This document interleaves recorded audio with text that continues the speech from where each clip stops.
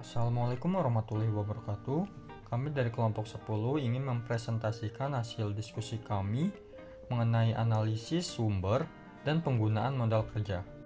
Berikut ini adalah nama anggota kelompok 10. Yang pertama Keka Permatasari, kemudian Yoga Dianamsani, Hasnata Taju Jamila, dan saya sebagai moderator yaitu Muhammad Putra Ramadan. Materi pertama yaitu pengertian dana dan modal kerja. Pengertian dana atau fund dibagi ke dalam beberapa pengertian berikut ini. Pertama, kas atau uang tunai. Kedua, uang yang disimpan di bank dalam bentuk giro atau tabungan. Ketiga, modal kerja. Keempat, seluruh aktiva yang dimiliki perusahaan. Dan kelima, aktiva yang memiliki sifat sama dengan kas. Kemudian pengertian modal kerja terkandung dalam konsep modal kerja yang dibagi menjadi 3 macam, yaitu yang pertama konsep kuantitatif, yaitu modal kerja adalah seluruh aktiva lancar. Yang kedua konsep kualitatif, yaitu merupakan konsep yang menitik beratkan kepada kualitas modal kerja. Dan yang ketiga konsep fungsional, yaitu menekankan kepada fungsi dana yang dimiliki perusahaan dalam memperoleh laba. Kemudian, modal kerja perusahaan dibagi ke dalam 2 jenis, yaitu yang pertama modal kerja kotor atau gross working capital, yaitu semua komponen yang ada di aktiva lancar secara keseluruhan dan sering disebut modal kerja. Dan yang kedua, modal kerja bersih atau net working capital, seluruh komponen aktiva lancar dikurangi dengan seluruh total kewajiban lancar atau utang jangka pendek. B. Arti penting dan tujuan modal kerja. Arti penting modal kerja bagi perusahaan, terutama bagi kesehatan keuangan perusahaan, yaitu sebagai berikut. Yang pertama, kegiatan seorang manajer keuangan lebih banyak dihabiskan di dalam kegiatan operasional perusahaan dari waktu ke waktu. Yang kedua, investasi dalam aktiva lancar, cepat, dan seringkali mengalami perubahan serta cenderung labil. Yang ketiga, dalam praktiknya seringkali bahwa separuh dari total aktiva merupakan bagian dari aktiva lancar yang merupakan modal kerja perusahaan. Yang keempat, bagi perusahaan yang relatif kecil, fungsi modal kerja amat penting. Dan yang kelima, terdapat hubungan yang sangat erat antara pertumbuhan penjualan dengan kebutuhan modal kerja. Selanjutnya, tujuan manajemen modal kerja bagi perusahaan adalah 1. Guna memenuhi kebutuhan likuiditas perusahaan. 2. Memenuhi kewajiban pada waktunya. 3. Memiliki sediaan yang cukup dalam rangka memenuhi kebutuhan pelanggannya. 4. Memperoleh tambahan dana dari para kreditor. 5. Memungkinkan perusahaan memberikan syarat kredit. 6. Guna memaksimalkan penggunaan meningkatkan penjualan dan laba. 7. Melindungi diri apabila terjadi krisis turunnya nilai aktiva lancar. 8. Tujuan lainnya. Selanjutnya, C. Faktor-faktor yang mempengaruhi modal. Ada beberapa faktor yang dapat memengaruhi modal kerja, yaitu 1. Jenis perusahaan yang meliputi 2 macam, yaitu ada perusahaan yang bergerak dalam bidang jasa dan non-jasa atau industri. Yang kedua, syarat kredit. Dilakukan dengan cara mencicil atau angsuran. Syarat kredit ini ada 2, yaitu syarat untuk pembelian bahan atau barang dagangan dan syarat penjualan barang. Yang ketiga, waktu produksi, yang artinya jangka waktu atau lamanya memproduksi suatu barang. Jadi makin lama waktu yang digunakan untuk memproduksi suatu barang, maka akan semakin besar modal kerja yang dibutuhkan. Dan yang keempat, ada tingkat perputaran sediaan, yang artinya semakin kecil atau rendah tingkat perputaran, kebutuhan modal kerjanya semakin tinggi, demikian pula sebaliknya. Selanjutnya, sumber modal kerja, D. Perdana untuk modal kerja dapat diperoleh dari penurunan jumlah aktiva dan kenaikan pasiva. Berikut ini dari beberapa sumber modal kerja yang dapat digunakan, yaitu yang pertama ada hasil operasi perusahaan, kedua keuntungan penjualan surat-surat berharga, ketiga penjualan saham, 4 penjualan aktiva tetap, 5 penjualan obligasi, 6 memperoleh pinjaman, 7 dana hibah, dan yang ke-8 sumber lainnya. Kenaikan dan penurunan modal kerja biasanya disebabkan yang pertama adanya kenaikan modal atau penambahan modal pemilik atau laba. Yang kedua adanya pengurangan aktiva tetap atau penjualan aktiva tetap. Yang ketiga adanya penambahan utang. Selanjutnya, penggunaan modal kerja yang E. Penggunaan modal kerja bisa dilakukan perusahaan untuk yang pertama pengeluaran untuk gaji, upah, dan biaya operasi perusahaan lainnya. Yang kedua pengeluaran untuk membeli bahan baku atau barang dagangan. Yang ketiga menutupi kerugian akibat penjualan surat berharga.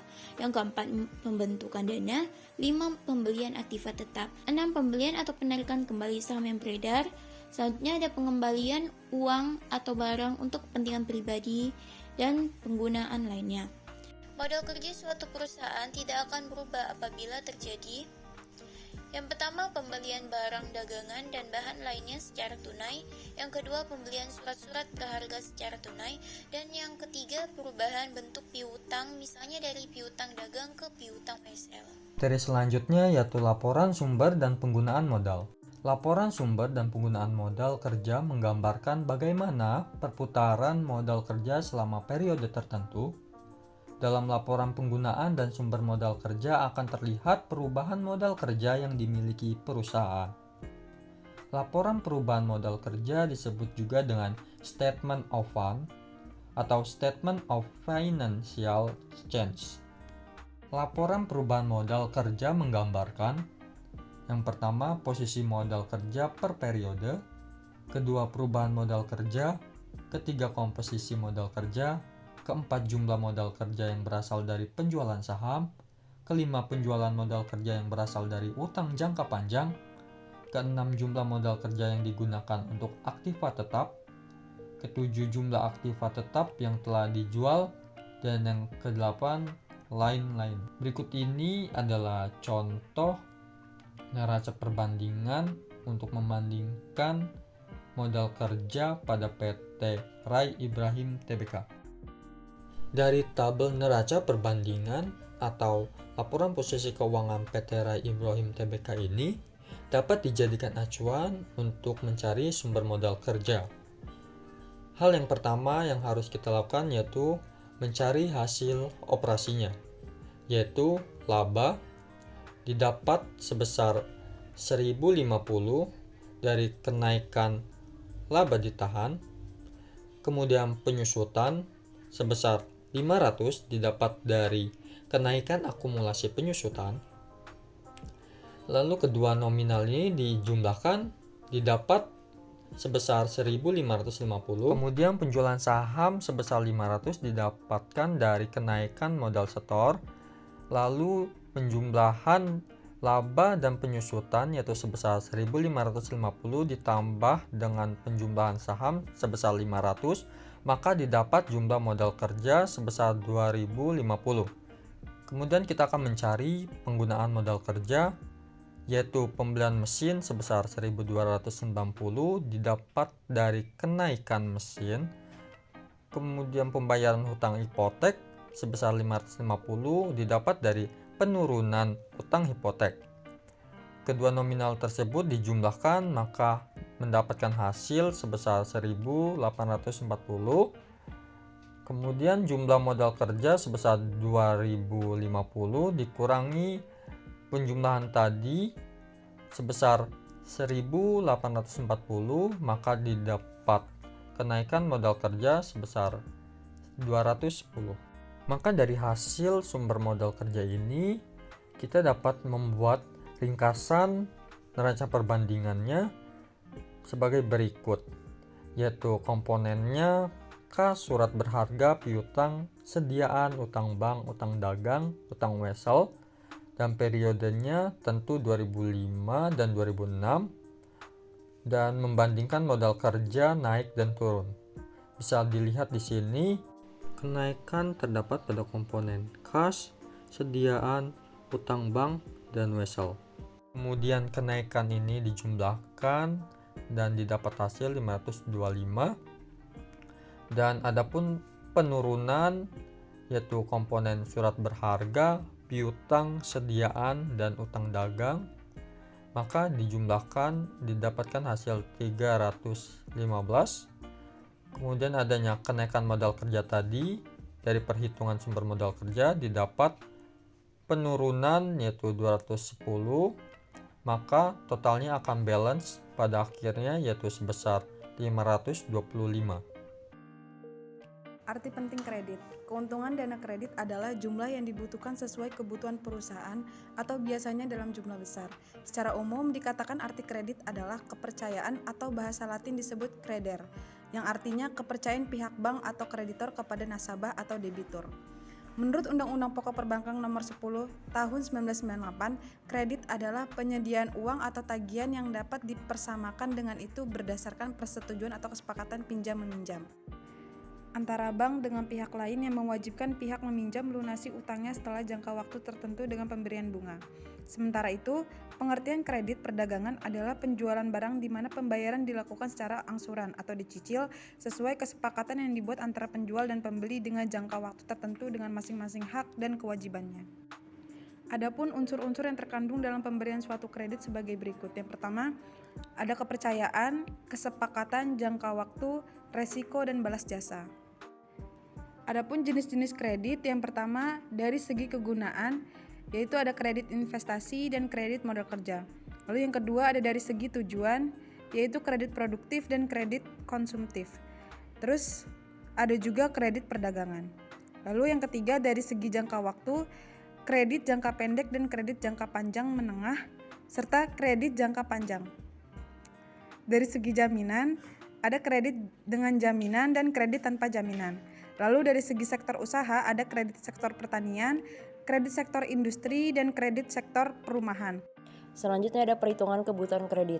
Beberapa alasan mengapa diperlukan penilaian kebutuhan suatu kredit sebagai berikut.